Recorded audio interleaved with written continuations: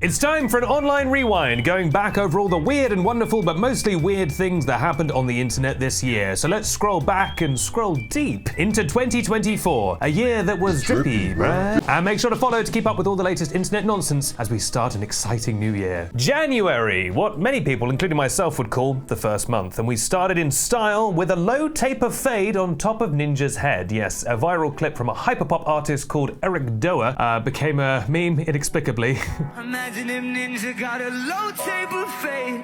And yeah, imagine if he did. Wouldn't that be wild? But that wasn't the only thing that people were keeping on the low. Did you know, for example, that Iowa Debris is Irish? None of us did until she revealed it at an award show in January, starting a very popular meme that put the little-known nation of Ireland on the map. February brought us many exciting things, including, of course, the international holiday that is my birthday, but also bad things like the TikTok music ban, when Universal Music Group decided to remove all their music from TikTok, prompting everyone to think, oh my god, TikTok's gonna die. Adele, Ariana Grande, Billie Eilish, they all disappeared from the app briefly, but then they came back. It was fine. You know what was not fine? The viral Glasgow Willy Wonka experience, the AI-driven slop delight that gifted us the beloved character known as the Unknown. What is that?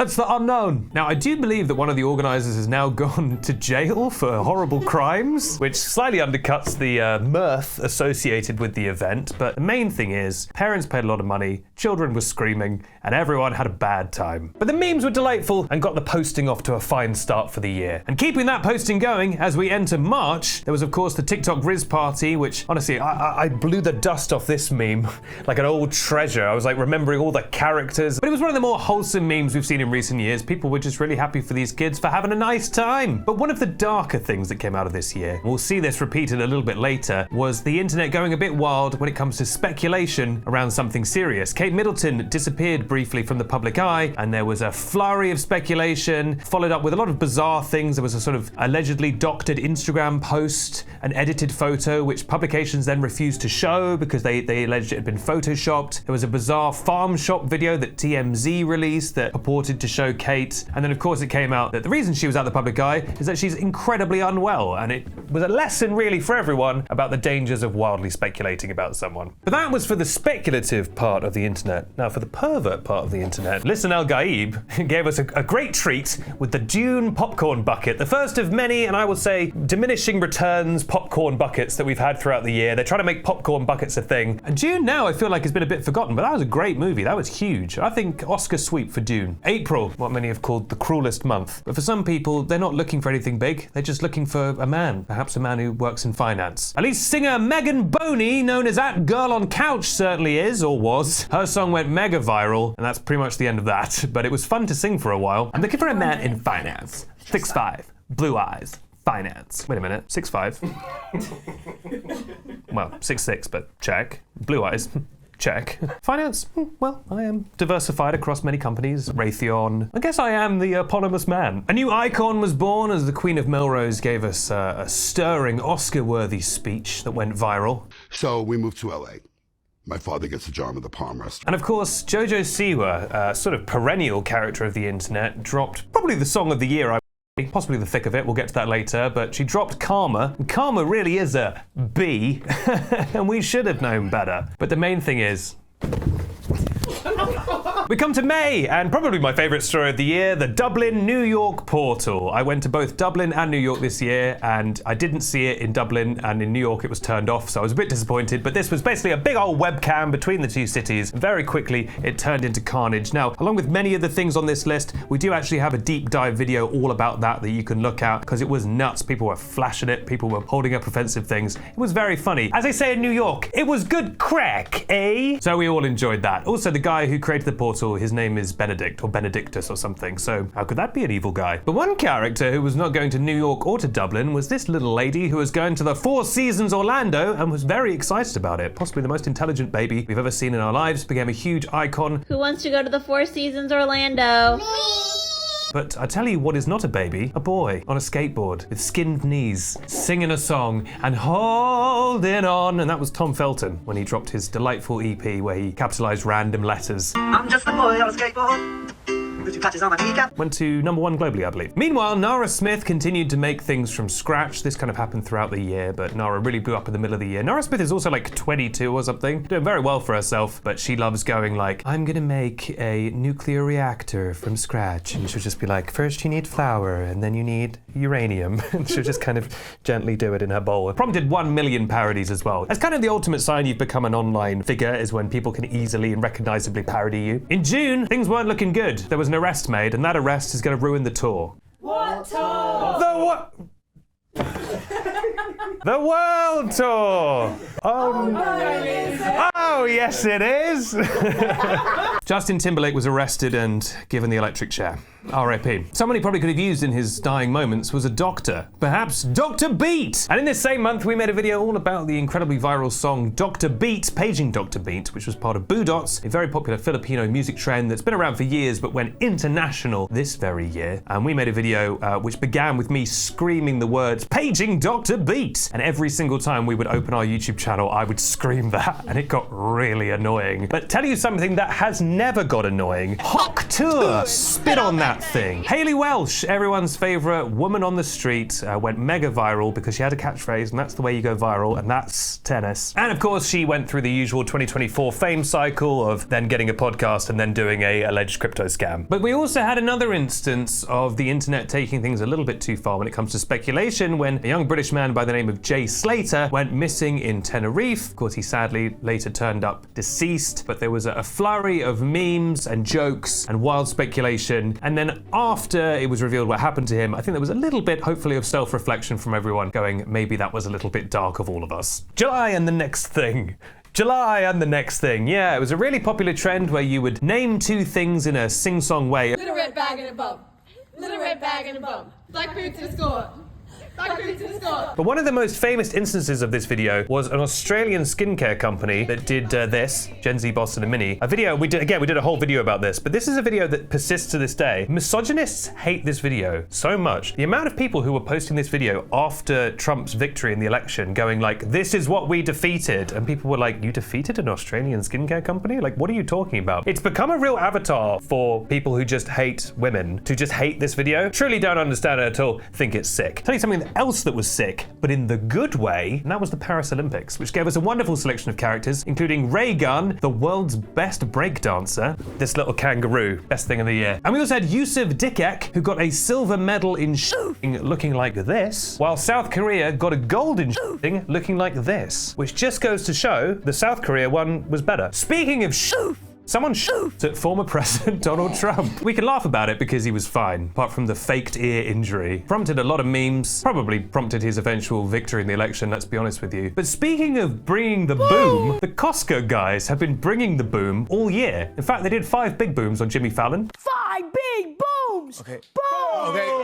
Yeah, boom, yeah, 5 booms. Yeah. The Costco guys and the Rizzler, who I'm going to roll together, even though they're not actually related by blood. And again, we've done deep dive videos on both the Costco guys and the Rizzler, but they've had a hell of a year. They are determined, they are tenacious, and they are bringing the boom. August, after all that booming and all that Olympicing, everyone was feeling a little bit more low-key. Everyone was feeling a little demure, a little mindful, actually. Very demure, very mindful. Thanks to Jules LeBron, who had a very wholesome, kind of old-school 2014 viral success with the very demure, very mindful meme. It was also a bit of a happy ending because Jules was able to like properly copyright it and make money off it, and apparently funded her transition using the money from that. So a nice story. Sorry, I'm getting a call. Hello? Jonathan. Sorry, it's John Pork. In Ohio. And it was Skibbity? John Pork went from strength to strength this year, and he continues to be, I would argue, a man who is a pig. But I'll tell you what else is a pig, a bouncy pig. That's Moo Deng, the little hippo, who went viral in September for screaming, biting people, and being damp. Although unfortunately, we addressed this in the last video, Moo Deng is now dry. I will repeat, Moo Deng is now dry. Something else that we don't like dry, in fact, we like it drippy. It has got to be my cheese. I like my cheese drippy, bruh. Who even, was it Mr. Beast? Which one of them said this? Was Logan Paul? Fine, they're all the same guy at this point. They made some disgusting slop for 5-year-olds and it was drippy, brah. They made a rival to Lunchables, and I think Rosanna Pansino incredibly randomly revealed that it was moldy. But I tell you who probably hasn't been eating moldy Lunchables, and that's Nikocado Avocado, who stunned the world with a dramatic weight loss, followed by some of the most bafflingly supervillain coded videos we've ever seen, where he kept saying, "I'm 2 steps ahead," and we were all like, okay, fine. But someone who was not stepping, but in fact cascading through the air in a shower of drips, were colourful cartoon dolphins who were swimming along to the sound of Zara Larsson's song Symphony, which was an upbeat meme that we all enjoyed. Zara Larsson. October was the dawn of probably the finest new trend we've seen in years, and that's lookalike contests. The inaugural contest was, of course, Timothée Chalamet, people turning up in New York City to try and look like Timothée Chalamet, and it was wonderful, it was wholesome, everyone had a nice time, and even the real Timothée Chalamet himself turned up, shook hands with the winner, and I believe later paid the fine that the organizer got, because the organizer was fined for doing it in a public space, proving as always that he may be famous, but Timothée Chalamet is ultimately just a chill guy. You know who else is a chill guy? The Chill Guy, who went viral for being chill, and the creator has now actually copyrighted the image. We're showing it in a journalistic sense, I guess. But he's now making money off this chill guy. It's kind of Kevin James coded. People initially were mad that he copyrighted it, which is weird, but because they thought, oh, he's trying to just like cash in, which also like, yeah, fair enough, he made it. But it was mainly to stop people like making fake merch and NFTs and stuff off of it. Remember NFTs? In November, we took a trip from the screen to the ring, to the pen, to the king. Where's my crown? That's right. KSI dropped the song of the year with Thick of It, and even did a fully atonal cover at Capitol's Jingle Bell Ball, where he seemed to do an impression of a man who has never heard his own song. We were also blessed in November with the dawn of a new diva, the Chip Shop diva, who again, we've done a full video on so much dumb stuff this year. But imagine this, if you will. Dream with me for a second. What if a woman worked in a fish and chip shop? So try and get your head round that. Pretty crazy, huh? No wonder it went mega viral. And she's gone on to be featured in newspapers, and I think she had her makeup done by a famous mooer, and she's having a nice time, and frankly, good for her. Someone else who's having a great time is Vice President Kamala Harris, who was super viral this year. It was kind of the year of Kamala. I mean, it was the year of Brat, but famously, Kamala is Brat. She rose to prominence when she was thrust into the spotlight as the presidential candidate after Joe Biden faded into dust. And then, of course, there were all the memes around the coconut tree, and did she fall out of the coconut tree, or did she exist in a context, and all of that. And then she lost the election and everyone kind of forgot she existed. But she is still there, and frankly, I'm holding space for her. I'm really holding space with that. And someone else who's holding space, quite a lot of space, is Gary Barlow's massive son, who went viral in the summer for being a lot taller than Gary Barlow. That's my idea of a nice son. This is my idea of a very nice. But the twist in the tale, of course, is that the son is not that tall. He's just kind of tall. It's more that Gary Barlow is shorter than you would think he is. So it's actually the most boring version of the situation. But something that wasn't boring, but was a situation, was Tracy E. Gilchrist herself, who sat down with Ariana Grande and Cynthia Erivo to talk about Wicked, one of the most popular musicals of the year. And, well, some things you need to know about her. Number one, she does work in queer media. Number two, she's seen a couple posts. I've seen it on a couple posts. And number three, yeah, she's seen it. She has seen it. This went super viral. There were even interviews, we spoke about this last episode, but there were interviews where, the two of them came out and said they didn't understand what was happening. So I didn't know what any part of it meant. But she's turned it into a positive. She's been doing brand deals off the back of it. She's